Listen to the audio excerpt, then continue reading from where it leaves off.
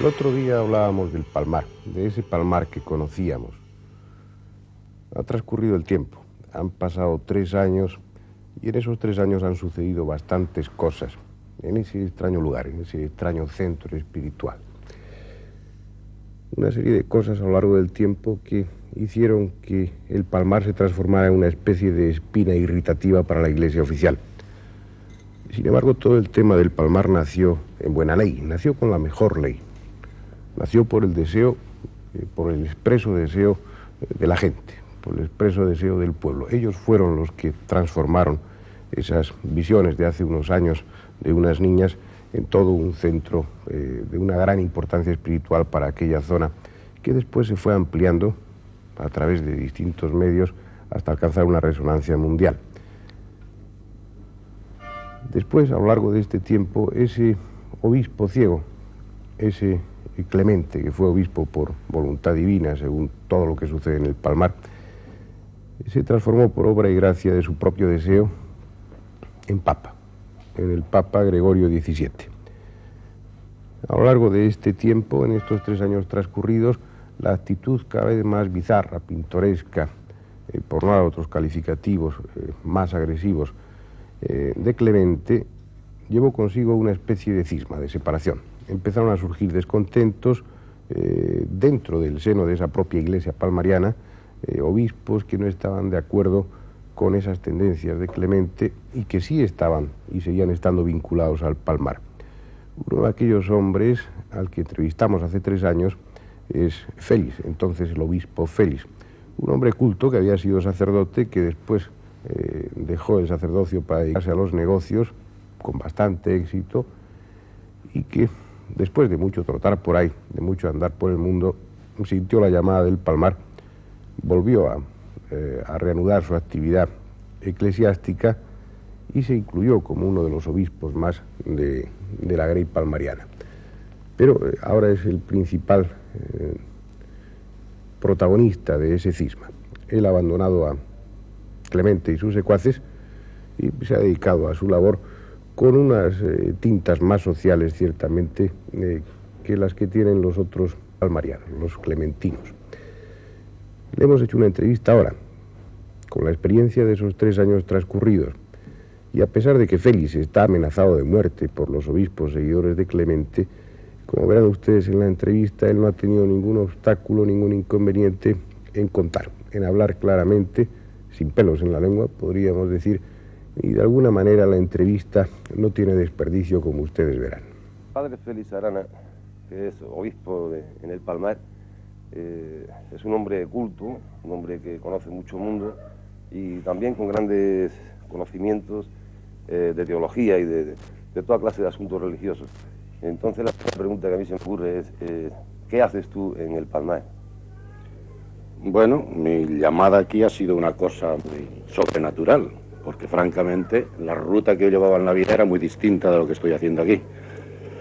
Aquí si vine yo fue por una curiosidad morbosa un poquito, quizá por una deformación profesional de haber sido sacerdote muchos años y misionero, y después haber abandonado incluso la iglesia durante bastantes años, después la curiosidad de haber leído unas noticias en la revista Personas, que creo que tú estabas en esa revista anteriormente, ¿no? Pues me hizo venir por aquí por curiosidad en enero del 76. A ver qué es lo que sucedía aquí con la cuestión de ordenaciones, consagraciones episcopales, yo no buscando nada de eso, desde luego, porque yo mi ruta y mi trabajo pues era en la cuestión de turismo en Barcelona, donde llevaba ya 13 años.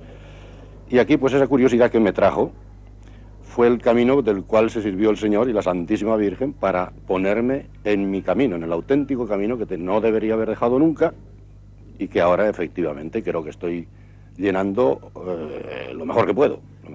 ¿Tú fuiste nombrado directamente obispo del Palmar por quién? Bueno, sí, eso fue una revelación que me contó a mí el Clemente, había recibido del Señor, y yo como ya llevaba 40 días aquí observando y viendo una transformación espiritual constante, cada día más dentro de mi propio espíritu y demás, y notaba yo al mismo tiempo una especie de despreocupación por las cosas de este mundo durante aquellos 40 días, que fue una especie de desierto para mí, como el Señor estuvo 40 días en el desierto, yo también estuve 40 días, hasta que vi que realmente pudiera ser auténtica esa revelación. Entonces yo recuerdo que le dije, cuando me lo comunicó, que era voluntad del Señor, que él había recibido un mensaje del Señor que fuera consagrado obispo, le dije estas palabras, digo, cuidado, que eso de ser obispo es una cosa muy seria. Yo, como he sido cura antes, sé que eso es una cosa muy grave, hay que tener una preparación muy especial, y yo, francamente, no me reconozco capaz para ello. De todas formas, voy a pensarlo. Y recuerdo que pasé pues toda la noche allí en el Lentisco, donde el lugar de primitivas apariciones, y a las 3 o las 4 de la madrugada, pues dije, efectivamente, reconozco que seguramente es la voluntad de Dios y lo acepto. Y entonces aquella misma noche se me consagró obispo. Sigue siendo todavía obispo. Hombre, pero no ejerzo. No ejerce. No ejerzo. Quiere decir que no perteneces al grupo de obispos No, en absoluto. que dirige Clemente. No, ya hace 3 años y pico que lo abandoné cuando vi la manera de comportarse ellos, que francamente era totalmente no ortodoxa. No ortodoxa, incluso en la cuestión de la caridad con el prójimo y demás, porque presencié actos realmente que no son para describir aquí, porque sería una especie de querer prejuzgar a estos señores. Yo los respeto mucho delante de Dios. Ahora, personalmente, tengo una obligación de trabajar hasta deshacerlos como pueda, porque es necesario hacer desaparecer esta casta. ¿Y qué es lo que está pasando realmente en el Palmar? Porque ha habido un movimiento de separación del pueblo, de la gente sencilla que creía en estas apariciones.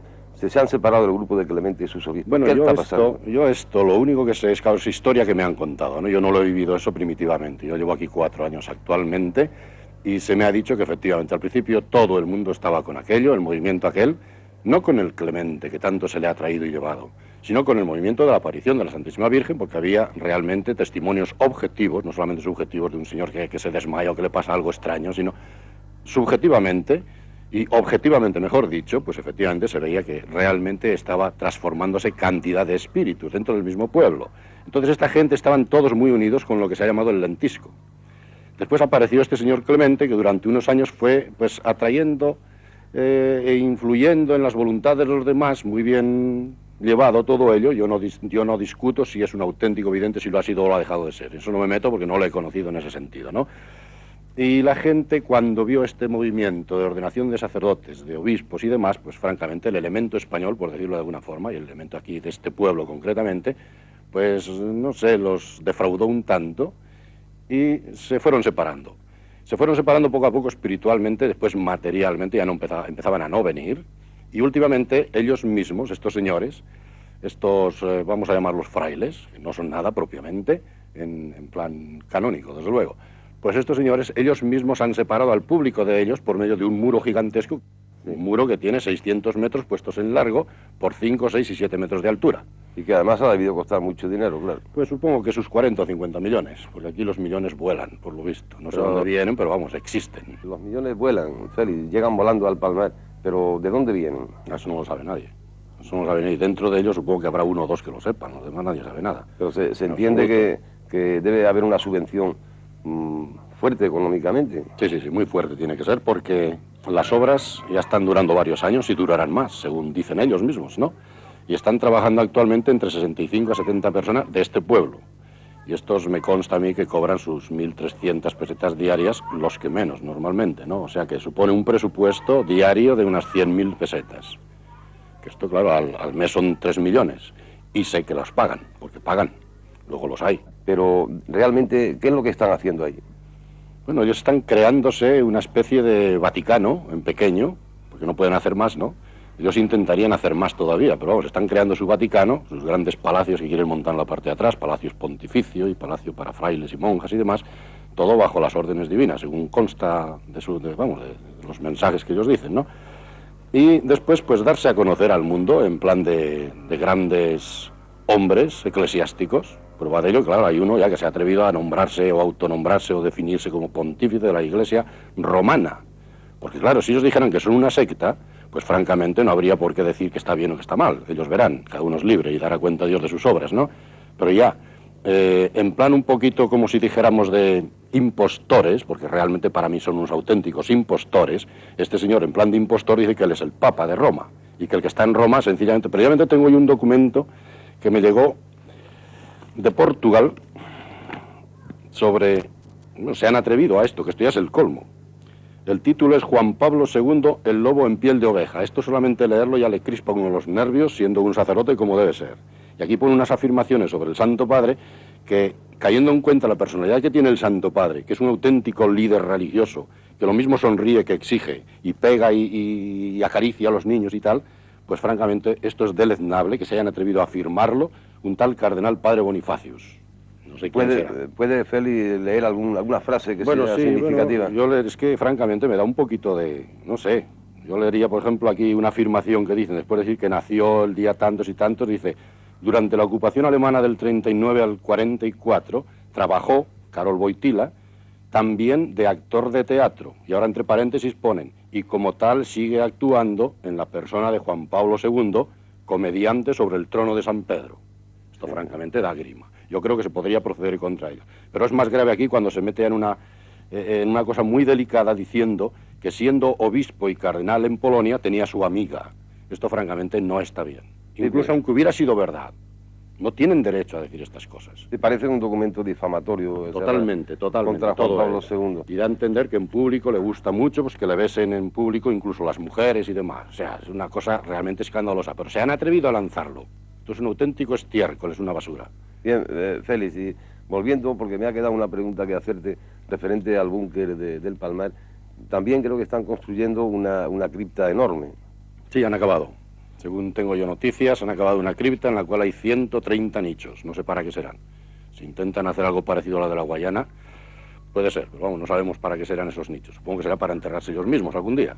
Y hemos mencionado a Clemente Papa con el nombre de Gregorio XVII. Gregorio XVII. ¿Qué posibilidad hay de que Clemente fuera realmente Papa o si no un antipapa? No es ni antipapa ni nada. Esto no tiene categoría de nada. Este pasa como el antipapa ese que hay por el Canadá, que también se llama Gregorio XVII, y que escribió por lo visto aquí a España quejándose, en una prensa lo leí un día, que aquel se quejaba de que este señor se había apoderado de su nombre, cuando él era Gregorio XVII antes que este. O sea que este quizá ni sepa que existe otro Gregorio XVII hace unos cuantos años en el Canadá. Sin embargo, Clemente ya tiene nombrado un sucesor, con el nombre de Pedro II, que coincidiría ya con las final fechas de los tiempos, ¿no? El final de los tiempos. Sí. Bueno, vamos, en un documento, eso sí lo vi yo. Sí, bueno, Félix Arana, además de su gran vocación sacerdotal, tiene una inquietud social enorme, nos han contado aquí en el Palmar. ¿Qué estás haciendo socialmente en beneficio de este pueblo? Bueno, yo, francamente, y que no se moleste nadie del pueblo del Palmar si lo oye, reconozco que las personas en este pueblo están ya un poquito pasadas de rosca, todas en general, en plan de poder hacer algo con ellas, puesto que son árboles ya muy crecidos y no se les puede inclinar hacia una parte u otra. Entonces me apodero de los niños y de las niñas. Y a esto sí, a esto no los dejo ni salón ni sombra. En cuanto están en mi poder, yo automáticamente los meto en el catecismo, los atraigo, les regalo cositas, en fin, de cosas que me envían a mí también, personas muy buenas, que las hay. Hay una campaña agrícola del algodón, y tienes a tus niños trabajando en esa campaña. Sí, no, yo sí, ahora este tiempo se van con las familias, van las familias completas, y se pasan su mes por ahí, y se dedican a la recogida de algodón, después vuelven hacia finales de noviembre o así, ya vuelven por aquí con sus dineritos, y entonces ya se les puede controlar un poco más.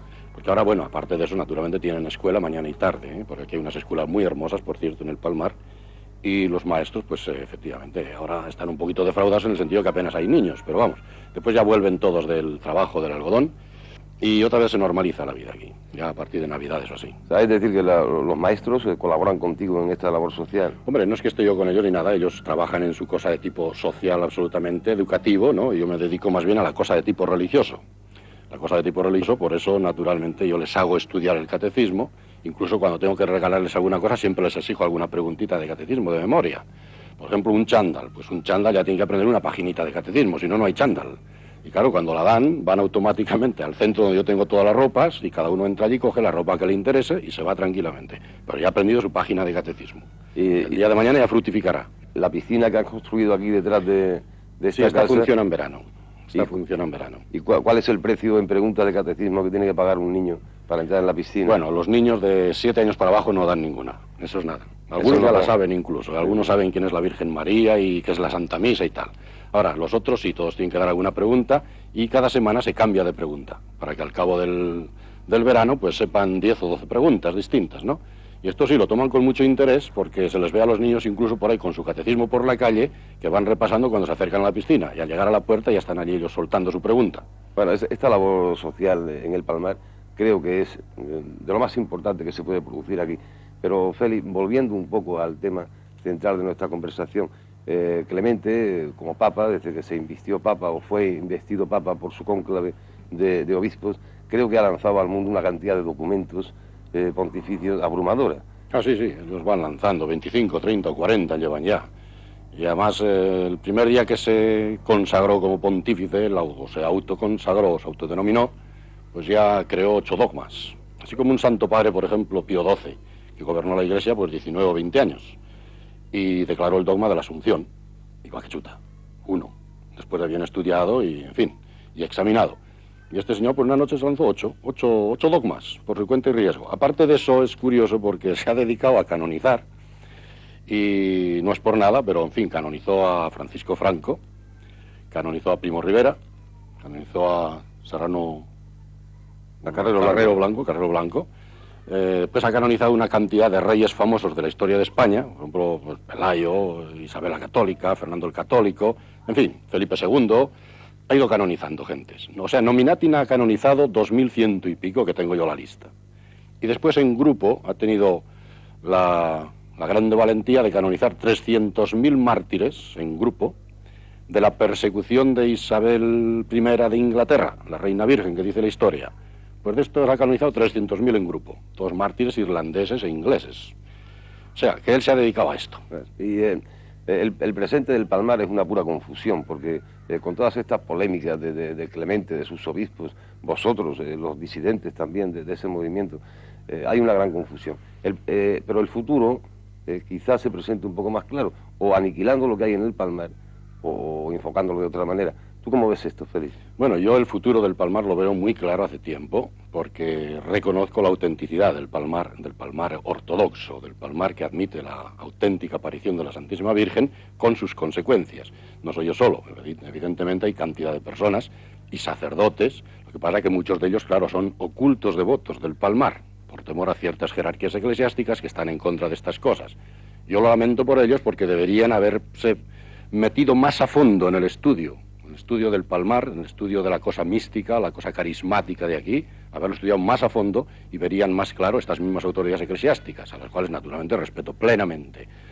Y el futuro del Palmar va a ser sencillamente un fallo total de la obra humana que se está haciendo ahí arriba. La obra del Lentisco es una obra humanamente muy poderosa, pero no lleva espíritu.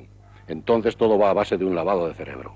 Eso me consta porque cantidad de personas que han ido saliendo de allí, han ido fallando allí, han venido después aquí, no a confesarse conmigo, pero sí a decirme muchas cosas de cómo funciona eso por dentro.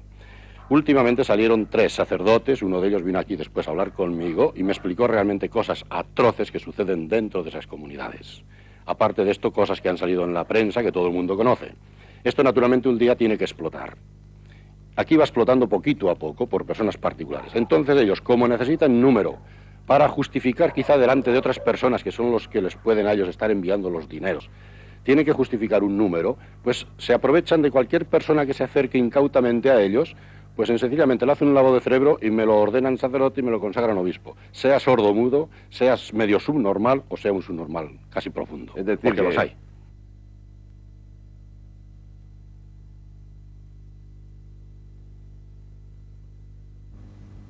En cualquier caso, la labor que está realizando el padre Félix es al menos práctica, es al menos social, mucho más, por supuesto, que la que está realizando Clemente y sus obispos. Aunque no estemos totalmente de acuerdo en ofrecer piscina a cambio de un fragmento de catecismo. De todas formas, Félix es directo y eso hay que agradecérselo en un tema que de por sí es muy confuso.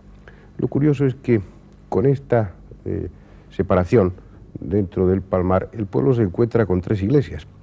Una, la de Félix, que es ciertamente la más concurrida, otra, la iglesia oficial a la que se acude para las ceremonias oficiales, bodas, comuniones, entierros, y luego la de Clemente, a la que no va prácticamente nadie. Pero veamos qué ha sucedido en este tiempo, en estos 3 años, con ese santuario regido por Clemente. Hace 3 años uno podía entrar libremente. Al fin y al cabo era un centro de culto, de devoción. Cierto es que había que someterse a unas normas. Las mujeres no podían entrar con pantalones, todos debíamos llevar manga larga y los botones abrochados. Pero se podía entrar y mirar o rezar en aquel rústico tinglado de tubo y de plástico.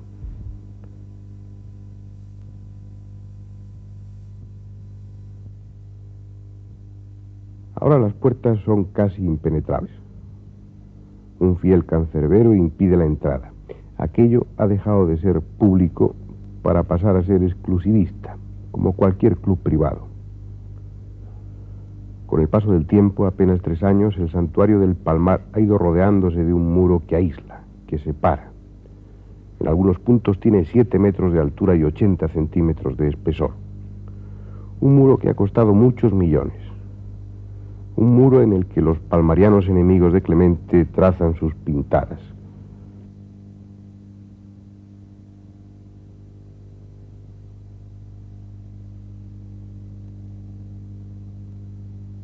Unos palmarianos que siguen venerando el lugar, aunque no a Clemente. Ahora esos muros constituyen una especie de cárcel espiritual. Los obispos, frailes y monjas de Clemente llegan en furgonetas y su entrada tiene mucho de película de espías, de secretos militares, de fuerte de la legión extranjera.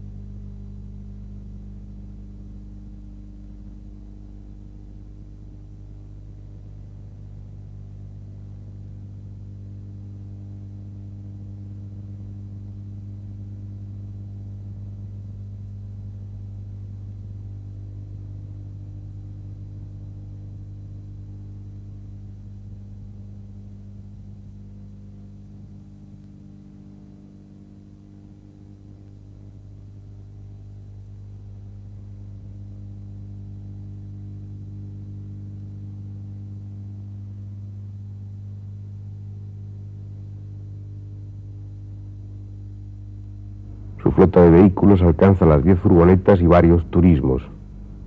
Solo de garaje pagan 80.000 pesetas cada mes.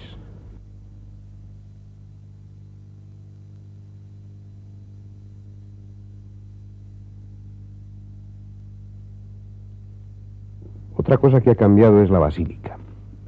Aquel tinglado de plástico, que en algún sentido era enternecedor, ha sido sustituido por una pretenciosa construcción. Las torres, después de hechas, han sido tiradas para hacerlas de nuevo más altas, ya que Dios, allí todo se hace por mandato divino a través de los obispos videntes, se quejó de que las torres eran poco importantes.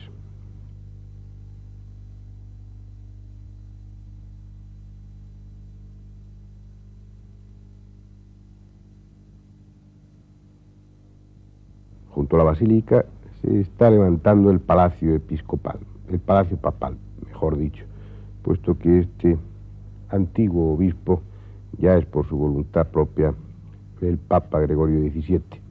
También se están levantando otras construcciones necesarias para esta especie de caricatura del Vaticano. El Papa Clemente y sus discípulos están levantando un monumento a su propia soberbia. Al fin y al cabo, como unos niños ricos que quieren jugar al cisma.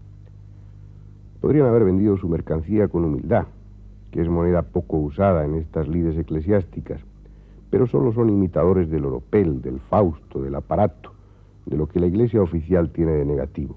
El otro problema es el dinero. ¿De dónde sacan ese dinero? La basílica, esa pesada y fea basílica, cuesta más de 4 millones mensuales en sueldos, materiales y terreno aparte.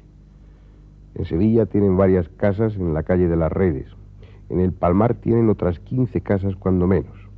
Viajan, visten, comen. Son centenares de millones los que se mueven. ¿De dónde salen? Los 12 fieles que quedan no pueden, por generosos que sean, aportar los fondos necesarios. ¿Quién o quiénes se están pagando un puesto en el cielo clementino con generosísimas aportaciones? Sin duda, Clemente no es el único ciego de esta historia. Terminando con el tema del Palmar, había que dejar un hecho bien claro. Y es que hemos hablado de dos aspectos diferentes. De una parte está el Palmar en sí y de otra parte está Clemente. Cuando este hombre que ha adquirido tanta tragicómica fama, no olvidemos que durante un accidente se quedó ciego y eso repercutió bastante en la popularidad de él en aquella zona, una popularidad que ya ha perdido. Cuando este hombre llegó al Palmar, llegó atraído precisamente por eso, por toda serie de fenómenos que estaban sucediendo allí, porque ya el Palmar tenía una importancia espiritual en aquella zona. Luego después adquirió protagonismo y es el responsable de esta historia y justifica de alguna manera estos programas. Sin embargo, y aunque nos metamos y ataquemos los aspectos atacables de Clemente, que ciertamente son muchos y variados, no debemos confundir los términos y no debe pensarse que estamos o que se puede atacar el Palmar. Probablemente se puede atacar, en muchos sentidos sí. Todas las actitudes y actividades humanas son atacables de alguna manera y en el Palmar hay mucho de humano. Pero el Palmar sigue teniendo sus fieles, sigue sucediendo apariciones, sigue habiendo videntes con éxtasis, sigue habiendo toda una fenomenología que podemos llamar paranormal o que podría interpretarse como sobrenatural. Sigue teniendo su importancia el Palmar como centro espiritual. Ciertamente se ha desprestigiado con la figura de Clemente, pero Clemente ya es un hecho aislado. Los devotos del Palmar han dejado a Clemente aparte y él ha contribuido con la mejor voluntad en esa separación, puesto que, como ustedes vieron, ha construido un muro inmenso rodeando ese centro en el que ya no entra la gente, no entra el pueblo, en parte porque no quieren tener que ver con Clemente y en parte porque Clemente ha preferido aislarse. Sin embargo, y a pesar de todo lo que hemos dicho aquí, habría que hablar un poco y justificar un poco la figura de Clemente, sobre todo porque puede tener una importancia en torno a la profecía de San Malaquías, una profecía de la que se ha hablado tantas y tantas veces, la profecía de los papas. Clemente se ha aprovechado de esa profecía, algo que ya han hecho otros papas auténticos a lo largo de la historia. Téngase en cuenta que en esta profecía, en esta lista, están incluidos los papas y los antipapas también. Dar el valor de papa o de antipapa a Clemente parece que cuesta esfuerzo, pero ciertamente en la historia oficial de la Iglesia ha habido papas, no encuentro calificativos para ellos, pero bastante nefastos a nivel humano, no ya solamente como papas, sino bastante mala gente. Podría citarles a Alejandro VI, a Julio II, es decir, no todos los papas, por el hecho de ser papas, tienen la altura espiritual necesaria. Ha habido personajes en la historia de la Iglesia y en la historia de los papas tan grotescos o más grotescos incluso que el propio Clemente. Así que desde ese punto de vista, y aunque nos produzca un cierto desagrado, hay que incluir a Clemente dentro de la posible lista de los papas, a ese nivel. Él también lo ha utilizado, como les decía antes, y por eso ha hecho énfasis en proceder de una zona donde abundan los olivos para adquirir ajustarse a ese lema de Gloria Olive, que sería el lema de uno de los últimos papas. Si esto es así, no es que quede otro papa, ya no queda nada más que se celebre Pedro II, que sería el que presenciaría el fin de la Iglesia y ese utópico fin del mundo. Además hay un hecho curioso, y es que hace bastantes años, en el norte de España, en las provincias vascongadas, había una vidente que en éxtasis veía a la Virgen y que recibía mensajes de los que se hacía eco la prensa de Bilbao. Y hacia el año 29 o el año 30, en uno de esos mensajes, la Virgen, todo esto entre comillas, no entramos ni salimos de la autenticidad, pero sí está claro que la prensa recogió en aquellas épocas, hacia el año 30 aproximadamente, un mensaje de la Virgen a esa vidente en la que le decía que del sur de España y de la Tierra de los Olivos saldría alguien que iba a renovar la Iglesia y que iba a fundar una asociación, iba a aglutinar junto a él a una serie de personas que iban a estar regidas de alguna manera por el símbolo de la cruz. Clemente, al dar forma a la Iglesia palmariana, ha creado una organización, vamos a llamarla así, que es la de la Santa Faz, cuyo emblema es precisamente la cruz. También cabe la interpretación de que Clemente, sabedor de esas videncias, haya utilizado esto en su propio provecho. Pero por todas estas razones que les estoy diciendo, no hay por qué descartar a Clemente, y a pesar de todos los pesares, puede de alguna manera encajarse en la profecía de San Malaquías. En cualquier caso, si todo esto es así, no quedan muchos años para que podamos comprobar si la profecía de San Malaquías es cierta o no es cierta, y Clemente tiene o no entidad suficiente para estar incluido en ella.